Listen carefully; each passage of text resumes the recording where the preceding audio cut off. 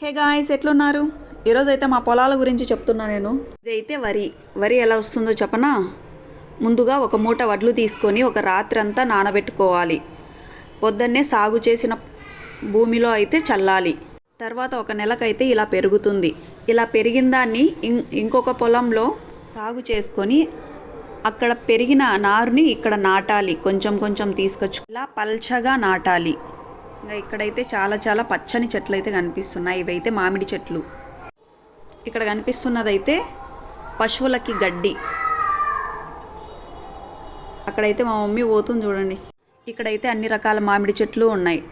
బేనిషా, నీలిషా, బెంగళూరు, నాటు, నీలం, తీతర, లాల్వార్, చెరుకు రసం, హిమాం పసంద్, కేసర్, ఇంకా ఎన్నో రకాల మామిడి చెట్లు అయితే ఉన్నాయి.